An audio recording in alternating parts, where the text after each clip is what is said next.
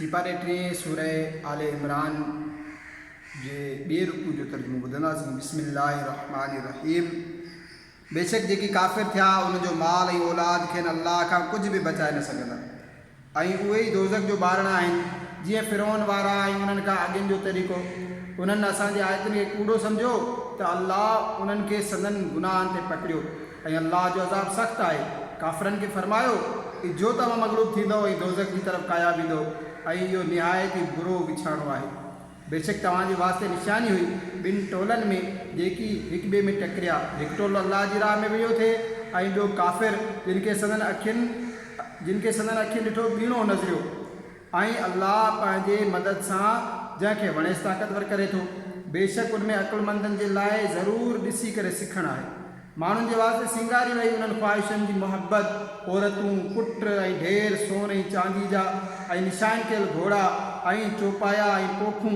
हीअ दुनिया जी ज़िंदगी जी मूड़ी आहे ऐं अल्लाह आहे जंहिं वटि चङी मोटण जी जाइ आहे।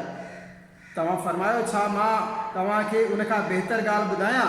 परहेज़गारनि जे वास्ते संदन रब वटि जन्नतूं आहिनि जिन जे हेठां नदियूं जारी आहिनि, हमेशह उन्हनि में रहंदा ऐं पाक ज़ालूं ऐं अल्लाह जी रिज़ा ऐं अल्लाह ॿारनि खे ॾिसे थो जेकी चवंदा आहिनि ए असांजा रब असां ईमान आंदो, तूं असांजा गुनाह मुआफ़ फरमा ऐं असांखे दोज़ख जे अज़ाब खां बचा।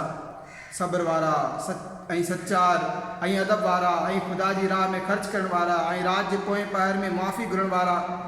अल्लाह शाहिदी ॾिनी त उन खां सवाइ को बि माबूद कोन्हे ऐं मलाइकनि ऐं आलिमनि इंसाफ़ सां बीह करे उन खां सवाइ कंहिंजी इबादत न आहे। इज़त वारो हिकमत वारो आहे। बेशक अल्लाह वटि इस्लाम ई दीन आहे ऐं किताबी खोट में न पिया मगर हिन खां पोइ जो वटनि इल्मु यकीन अची चुको पंहिंजे दिलनि जे साड़ खां। ऐं जेको अल्लाह जी आयतुनि जो मुनकर हुजे त अल्लाह बेशक जल्द हिसाब वठण वारो आहे। पोइ ए महबूब जेकॾहिं उहे तोसां हुजत कनि त तूं फरमाए त मूं पंहिंजो मुंहुं अल्लाह जे हुज़ूर झुकायो ऐं जन मुंहिंजी पैरवी कई ऐं किताबियुनि ऐं अणपढ़ियलनि खे फरमाए छा तव्हां कंधु झुकायो? पोइ जे कंधु झुकायाऊं त हिदायत वारा थी विया ऐं जेकॾहिं मुंहुं फेरिन त तो ते इहो ई हुकुम पहुचाइणो आहे ऐं अल्लाह ॿाननि खे ॾिसी रहियो आहे।